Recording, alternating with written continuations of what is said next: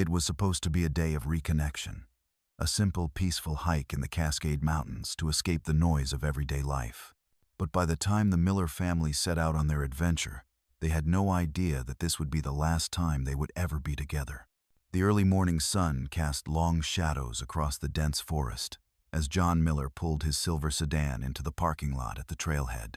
The day was perfect cool air, a cloudless sky, and the promise of adventure that comes with every untouched trail. Sarah Miller, his wife, adjusted the straps on the backpack, while their 4-year-old daughter, Ella, eagerly fiddled with her new camera. It was a gift for her recent birthday, and today she was determined to capture every perfect moment in nature. "Ready to go?" John asked, locking the car and checking his watch. The time was 8 a.m. Sarah gave him a small, affectionate smile. "Let's do this. I've got the snacks, you've got the map." John nodded, tapping the folded paper in his hand. He had planned this hike for months, studying maps, reading blogs, and picking the perfect trail Timber Falls, a moderately difficult path known for its stunning views. It was the first time in a long while that the Millers had done something together as a family, without the distractions of work, school, and life's usual chaos. Ella looked up from her camera. "I can't wait to take pictures of the falls. I heard they're amazing." John laughed, slinging his backpack over his shoulder. "Well, you'll have to do more than just take pictures. You've got to help us get there first." With their backpacks on, they started down the narrow path, the earthy scent of pine and damp leaves filling the air. Rex, a large, strong German Shepherd K9, walked beside Officer Brian Johnson, a seasoned search and rescue officer. Rex had been called in for his special skills tracking and finding lost hikers. But today, there were no missing people. The Millers were just another family starting their day. For a few miles, everything seemed perfect. The sound of birds chirping, the rustle of leaves underfoot, and the occasional whistle of the wind through the trees.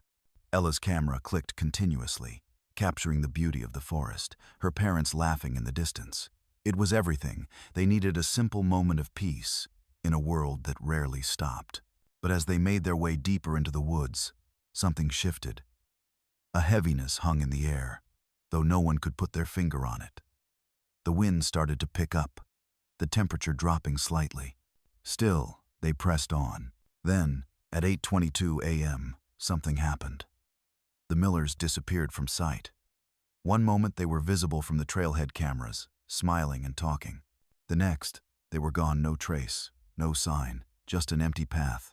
It wasn't until hours later, when David Miller, John's brother, received the first call, that anyone began to worry. By then, the sun had climbed higher in the sky, and the clock ticked toward the late afternoon. David had been waiting for the Millers to arrive at the family birthday party in Diadema, but when his calls went unanswered, his stomach dropped. "Come on, John, pick up," David muttered as he dialed the phone again, pacing across the kitchen. It went straight to voicemail. Again. He called Sarah's phone next. No answer. A sinking feeling settled in his chest, but he tried to stay calm. Maybe they had gotten caught up on the trail. It wasn't unusual for people to lose track of time when hiking. But when the hours passed and there was still no word, his concern turned into something more, a gnawing dread. At 5:30 p.m., after several more failed attempts to reach them, David drove to the Millers' house, hoping to find someone who could explain. The house was locked, no lights on, no sign of the family's return. By 6:15 p.m., David made the call. The police would need to be involved. Officer Brian Johnson and Rex were called in the next morning. The search had already begun in earnest, but something felt wrong. It wasn't just that the Millers hadn't returned. It was the fact that no one could figure out where they had gone. Rex sniffed the air, his nose tracking the faintest scent. But even he, with his keen sense of smell, couldn't pick up a trail. The family had disappeared as if they had simply vanished into the air. At 8:15 a.m., exactly 24 hours after the Millers had been last seen, Rex found the first clue, a water bottle discarded at the edge of the trail. No sign of struggle, no signs of distress. It was as if the Millers had simply walked into the woods and decided not to return. Then, at 9 a.m., Rex led Officer Johnson further along the trail, sniffing at the ground. Suddenly, the dog stopped, his ears pricked. He started barking, furiously, almost as if warning of something hidden in the underbrush. The officer approached cautiously, pulling out a flashlight. He pushed through the thick undergrowth and stumbled upon an abandoned backpack, its contents partially spilled on the ground. Snacks, a half-empty water bottle, and a camera. Ella's camera. The one she had been so excited about. But there was no sign of the family. As the search continued, the mystery only deepened. The Millers' car was found parked at the trailhead, just as they had left it. No sign of forced entry. Nothing was missing from the vehicle. John's wallet, Sarah's purse, and Ella's camera were all still there. It was as if they had left, but they hadn't. It was too quiet, too controlled for a family to simply vanish. The search grew more desperate by the day. Dogs were brought in. Helicopters circled above, but the Millers were nowhere to be found. As the days turned into weeks, the search became more than a rescue mission. It became a question of what had really happened to the family. Was it an accident? Did they fall off a cliff? Or had something more sinister happened? The police didn't know, but Rex's relentless pursuit of the truth would eventually uncover secrets no one could have predicted.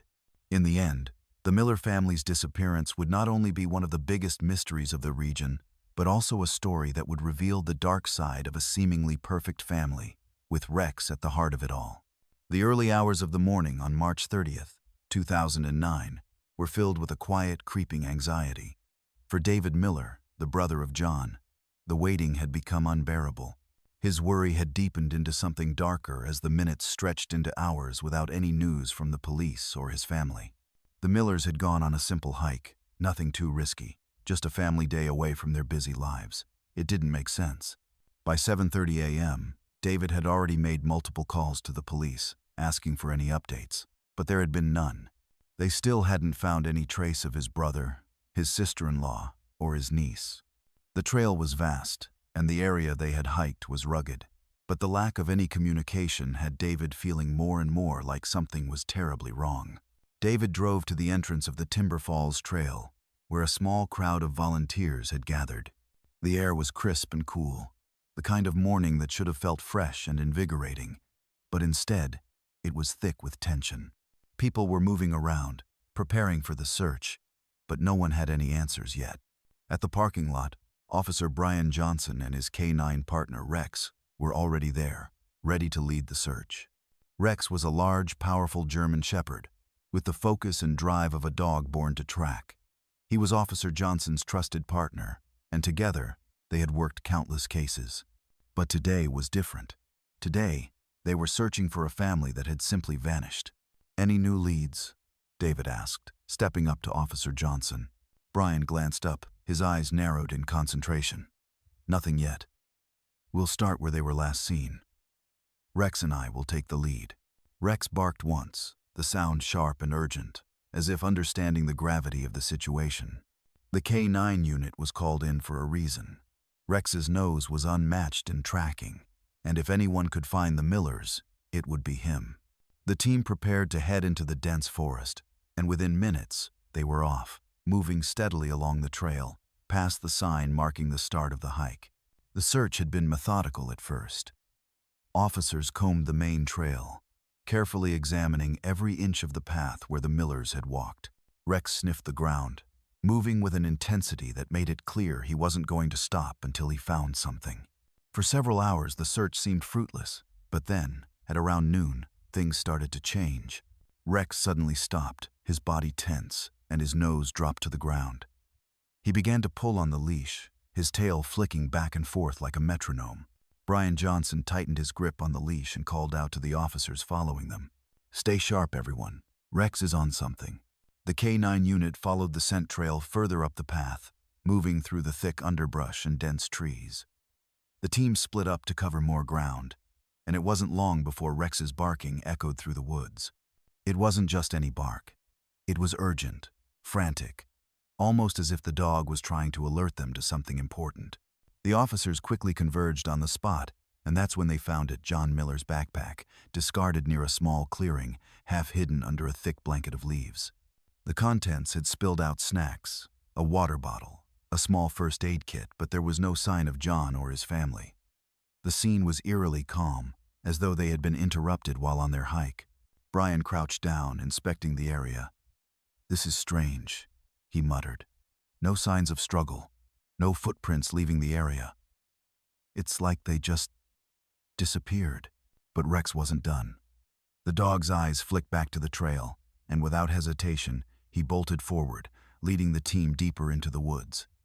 Brian followed, trying to keep up with Rex's swift pace. By 2 p.m., the search had taken a dramatic turn. Rex had led them to a remote area near the edge of the trail, far from where they had initially started their investigation. The path was narrow, almost overgrown, and the team had to work hard to push through the thick foliage. When they reached a clearing by a large, overgrown rock formation, Rex suddenly froze again. He stood stock still, his nose twitching as he sniffed the air. Then, he barked sharply, and Brian knew they had found something. The officers rushed forward and stopped dead in their tracks as they saw what lay ahead. There, beneath the jagged rocks, was a set of footprints. They were fresh, but there was something off about them. No sign of panic or haste, just a deliberate step forward, as though the person walking there had been taking their time. Brian motioned for the others to spread out. "Everyone, cover the area. These prints are recent." They fanned out, scanning the area carefully. Rex had already started to pull Brian in one direction, so the officer followed, his heart pounding in his chest. It was Rex's reactions that had led them here. Each instinctive movement had guided them closer to the truth. But what had happened to John, Sarah, and Ella? It wasn't until nearly 6 p.m. that they found something truly unsettling. Rex's barking had turned from routine to frantic again, but this time, it was different. His bark was more urgent, filled with a sense of distress. Brian and the others followed, as Rex led them to the edge of a steep cliff, its rocky walls towering over the deep ravine below. The view was breathtaking, but it wasn't the scenery that captured everyone's attention. It was the backpack, half hidden behind a large boulder near the cliff's edge. This backpack was different. It wasn't John's, but it had clearly been left behind in a rush. As the officers began to investigate, they noticed something that made their stomachs drop near the edge of the ravine, were items belonging to Ella Miller, a camera, a small notebook with pictures of the family, and a small heart-shaped pendant. Brian crouched down beside the items, staring out at the steep drop below. "This is bad," he said, his voice tight. "They didn't just disappear.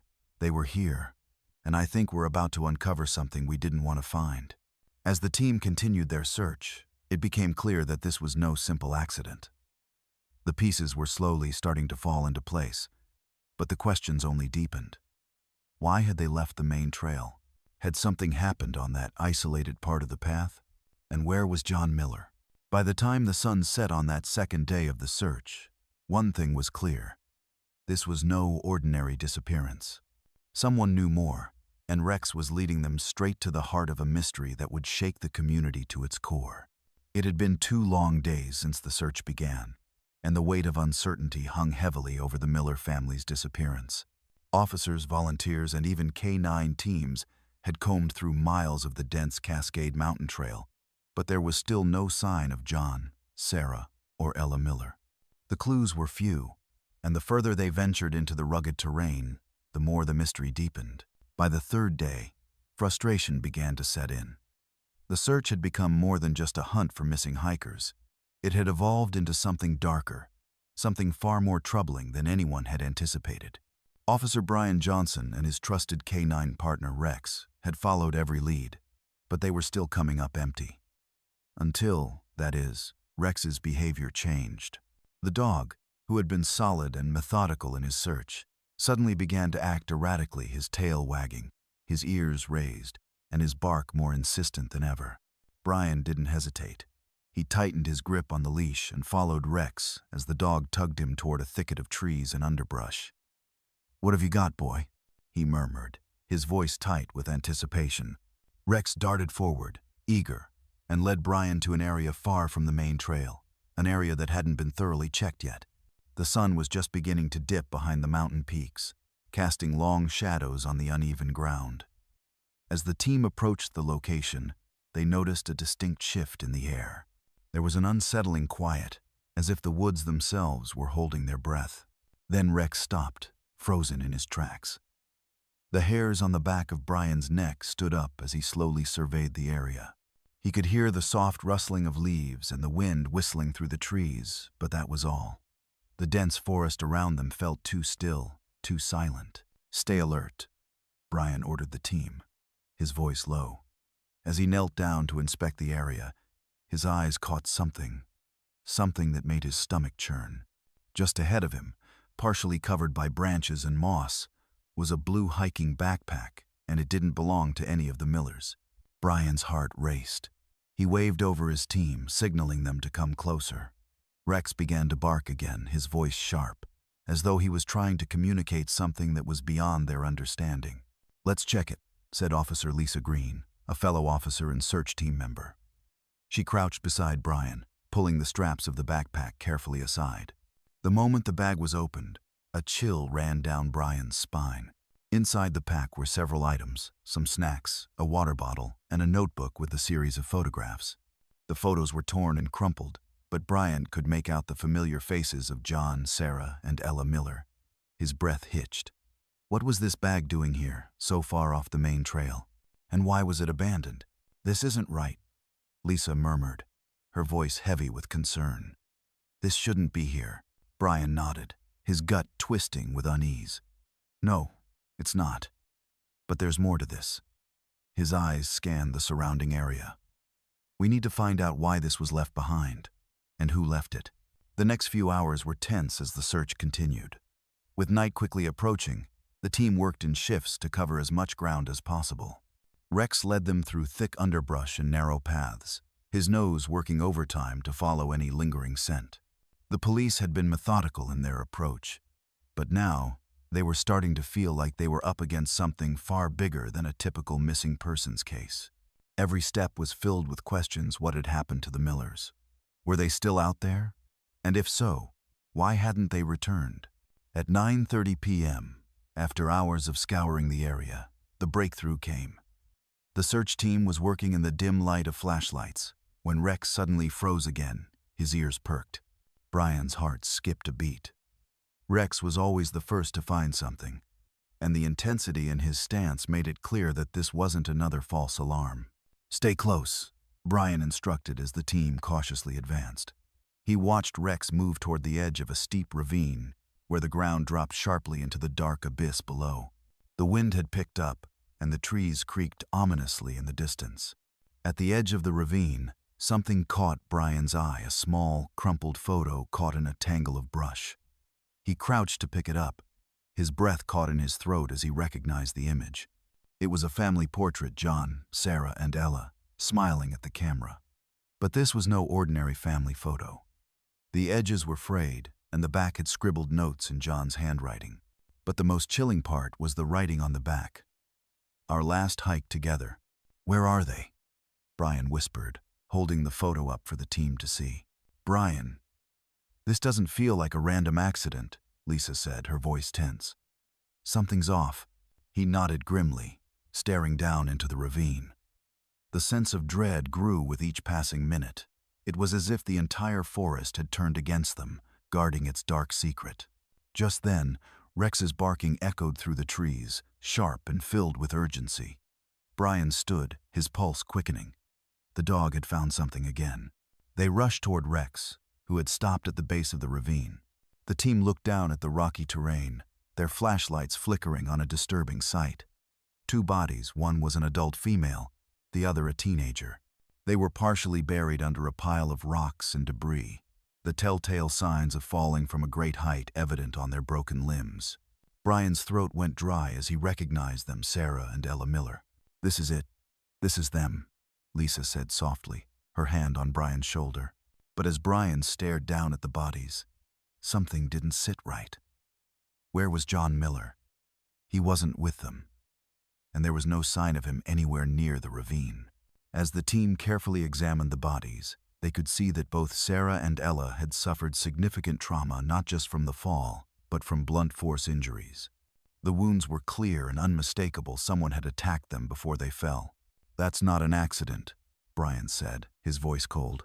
This wasn't a hiking mishap. This was murder. The discovery of Sarah and Ella's bodies marked a significant turning point in the investigation. The case, once thought to be a simple disappearance, now became a homicide investigation. But what remained was the haunting question. Where was John Miller, and why had he disappeared? With the discovery of Rex's lead, the police began to piece together a chilling theory. The Millers' hike was supposed to be a family bonding trip, but something far more sinister had unfolded in the woods. As Rex had sniffed out the clues, he had led them down a path that only deepened the mystery, leaving the investigators and the community reeling with shock. In the days that followed, the search for John Miller intensified. But one thing was clear. The family's tragic fate was far from a simple hiking accident, and Rex, with his relentless pursuit of the truth, had uncovered the first layer of a mystery that would reveal far more than anyone could have imagined. As the night closed in, the search continued, but the police had a new, unsettling reality to face. Someone had killed Sarah and Ella Miller, and John was nowhere to be found. By the time the sun rose on the fourth day of the search, a new sense of urgency had settled over the small town of Cascade Springs, Oregon. What had started as a simple missing persons case had quickly transformed into a full-scale homicide investigation, and the focus had shifted from finding the Millers to uncovering the dark secrets behind their deaths. John Miller, the missing husband and father, had become the center of the investigation. The discovery of his wife Sarah and their daughter Ella at the bottom of the ravine had raised more questions than answers. The injuries on their bodies were unmistakable blunt force trauma before the fall. But where was John? Why had he disappeared, and what had led him to commit such a violent act against his own family? The police, local authorities, and volunteers continued to search the surrounding area, but they had found no trace of John. His car had been left behind at the trailhead, untouched. His wallet, keys, and phone had all been found inside, unscathed. For all intents and purposes, John Miller had simply vanished. But why? And how had he managed to leave no trace behind? As Officer Brian Johnson and his K-9 partner Rex scoured the dense woods near the ravine, the investigation began to delve deeper into John's life.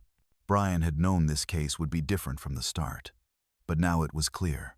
There was much more to John Miller than met the eye. The missing puzzle pieces. The search for clues took a sudden turn when investigators began looking into John's personal life, his relationships, his finances, and his recent behavior. The more they dug, the more they found that things weren't as perfect as they seemed. John had been a hard-working bus driver for the city of Cascade Springs for over 17 years, a model employee with no history of violence or criminal activity. But a few months before the hike, he had started showing signs of stress. His colleagues had noticed him acting distracted at work, and his supervisor, Roger Davis, mentioned that John had requested a change in shifts several times, citing the need for more family time. His family had been his priority, or so it seemed. But when the police looked deeper into his finances, things started to get complicated. A routine review of his bank statements revealed that John had been withdrawing large sums of money in the weeks leading up to the hike, money that didn't match his typical spending habits. These withdrawals were made at odd hours, and the amounts were just large enough to raise suspicions but not so big as to trigger alarm. "It's like he was planning something," Officer Lisa Green said, flipping through the statements. But what? And why? As the police interviewed more of John's co-workers, a few unsettling pieces of information came to light. One of them, Frank Miles, a fellow bus driver, revealed that John had been secretive about his personal life in recent months. He started talking less about his family, less about the house, even less about his daughter, Frank said. "I just assumed he was going through something personal. You know how it is, people get quiet when things aren't going well at home." But then, Frank mentioned something that made the investigators' stomachs tighten: a man named David Klein. John had apparently been meeting with him at odd times, always in secret.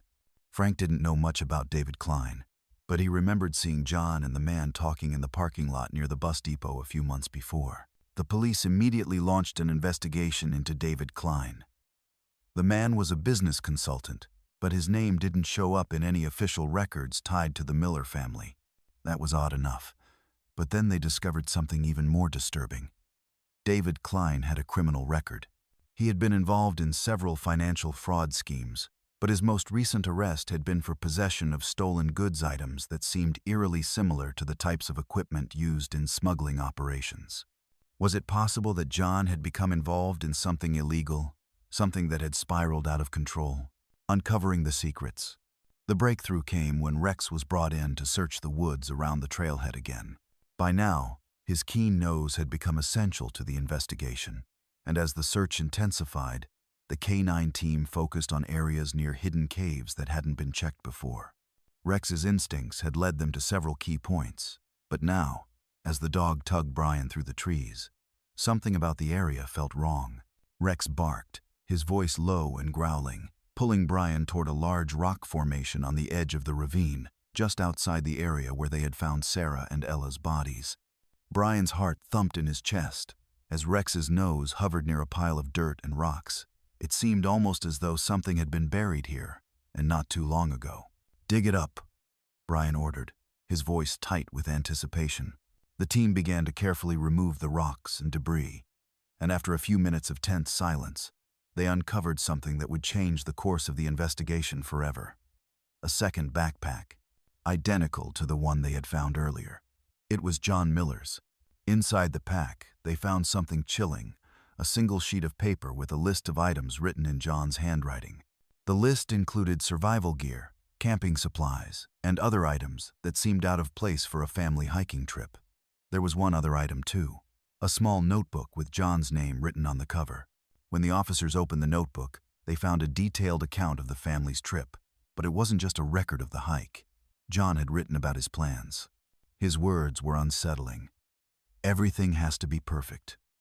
Sarah and Ella will understand once we're free." The officers exchanged uneasy glances. What did John mean by free? Free from what? It was becoming increasingly clear that this wasn't a spontaneous act of violence. It was planned, and the family had been unwittingly drawn into something far more dangerous. The search for John. With the discovery of John's backpack and his disturbing notes, the investigation took a new direction. The police now knew that John Miller was at the center of this twisted puzzle, but the question remained, where was he now? The search for John intensified. The authorities issued a nationwide alert, and Brian Johnson and Rex were brought in to track his scent. As they followed the trail deeper into the rugged wilderness, the tension reached a breaking point. They knew they were getting close, but the most unsettling part was that no one knew exactly what they would find once they caught up to him. As Rex barked and tugged the leash, leading Brian and the team toward a hidden cabin miles from the ravine, the truth was beginning to unravel. John Miller had been living a double life, and his family's disappearance was just the tip of the iceberg. What had seemed like a random tragedy was now unfolding as one of the most shocking murder cases in Oregon's history. The Millers' tragic fate was far from over, and as the truth emerged, the community would be forced to confront the devastating reality that a seemingly ordinary family had been caught in a web of lies, betrayal, and murder led by none other than the person they trusted most, John Miller. The sun had barely begun to set when Officer Brian Johnson and Rex arrived at the remote cabin deep in the woods. The air was thick with the smell of pine and damp earth, and the deepening shadows cast an eerie stillness across the land. They had followed John Miller's scent trail all afternoon, and it had led them to this seemingly abandoned place. The cabin, tucked away in a secluded area, appeared to have been there for years, its wooden exterior weathered by time and neglect. But as Brian stood at the edge of the overgrown path, he felt an unsettling sensation. This was the place they'd been searching for. This was where John had been hiding. The mystery was no longer a question of if John Miller had been involved. It was now clear. He had planned it all. Brian motioned for the other officers to take positions around the cabin, and as Rex's low growl echoed in the distance, the tension grew. It was almost as if the entire forest had turned its back on them, the silence too heavy, too thick to ignore. With a hand resting on Rex's harness, Brian approached the front door of the cabin. His heart was racing not just from the fear of confronting the man who had brutally murdered his own family, but because of the unknowns still left in the case. Why had John done this? Was there more to the story than what had already been uncovered? And, most chillingly, would they even find John inside the cabin? The confrontation. Brian knocked once, his fist hitting the rotting wood of the door. A few moments of silence passed, then the faint sound of shuffling inside. His stomach twisted. He motioned for Rex to stay quiet as the door creaked open. John Miller's face appeared in the doorway. His expression was blank, emotionless, and for a moment, Brian thought he might be hallucinating. How could a man who had killed his wife and child look so calm, so collected? There was no sign of the panic one might expect from a fugitive, just cold indifference. "You're under arrest, John," Brian said, his voice steady despite the storm of emotions inside him. "For the murder of Sarah and Ella Miller." John didn't flinch. Instead, he gave Brian a slow, almost mocking smile. "You don't get it, do you?" His voice was low and smooth, too calm for someone who had just committed such unspeakable acts. This was the only way out. "I had no choice. They would have never understood." Brian's eyes narrowed. The words didn't make sense, and the more he looked at John, the more he realized that the man standing before him wasn't just a murderer, he was someone completely disconnected from the consequences of his actions. "What are you talking about, John?" Brian asked, stepping closer. John turned, slowly walking back into the dimly lit cabin, his hands moving behind him in a way that made Brian uneasy. "I wasn't happy, and neither were they. But that's not the worst part. The worst part is, I thought I could escape it all. Start fresh. Start with someone who understood me." It was then that Brian's worst fears were confirmed. "Someone?" Brian echoed. "You've been hiding out here with another woman, haven't you?" John stopped in his tracks, his back to Brian, and chuckled softly. "Natasha. She was everything Sarah never was. She understood my needs. She didn't judge me. She didn't make me feel like I was stuck." Brian's mind was racing now, piecing the puzzle together. The strange behavior, the withdrawals from John's bank accounts, the secret meetings with a man named David Klein, everything was starting to make sense. John had been planning this escape for months, and his family had been nothing more than obstacles standing in the way of his new life. "Where is she now, John?" Brian demanded. "Where's Natasha?" John didn't answer immediately. He stood there for a moment, as if contemplating whether or not to say anything more. Finally, he turned to face Brian, his eyes glazed over with something that might have been satisfaction. "It doesn't matter now. She's gone. After all, I had to choose, and I chose to live." The confession. As the police began to take John into custody, the full weight of his actions hit Brian like a wave. The quiet, controlled man in front of him had just admitted to something far more monstrous than a simple murder. John Miller had planned the deaths of his wife and child in cold blood, all for the sake of his own selfish desires. Brian sat John down in the back of the police car, the weight of the case finally beginning to settle in. The once normal family man, the loving father, had torn apart his family to chase after an illusion of happiness. As John sat in silence, his head lowered, Brian couldn't help but wonder, how did a man get to this point? How did a man, so seemingly normal, so calm, turn into a cold-blooded killer? The answers, it seemed, were buried deep within John's psyche, a man who had lost touch with humanity and, in doing so, lost everything. The confession came hours later, when John, alone in his cell, was finally ready to admit the full scope of his crimes. He had told himself over and over that he was doing what was best for everyone. But as his words poured out, it became clear. He was a man consumed by selfishness, unable to see the value of the lives he had destroyed. "I never loved Sarah the way she loved me," he confessed, staring blankly at the wall. "She was just a burden. And Ella, she was just a reminder of everything I couldn't have." Brian listened in silence, the words cutting through the air like daggers.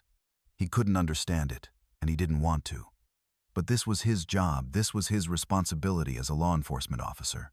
To bring justice to the victims, to the ones who had lost their lives at the hands of someone who should have protected them. As Brian walked out of the interrogation room, he couldn't shake the image of Sarah and Ella's faces, their lives cut short by a man who had vowed to protect them, only to betray them in the most horrific way imaginable. The aftermath. The community of Cascade Springs was left in shock. The Millers had been a well-known, respected family in the area, and the brutality of the crime left everyone shaken to their core. For days, news outlets covered the investigation, the discovery of John's secret life, and his shocking confession. But for the people who knew the Millers personally, the wounds would never fully heal. John Miller was eventually sentenced to life in prison, with no chance of parole. His actions, however, had already torn apart a family that would never get to be whole again.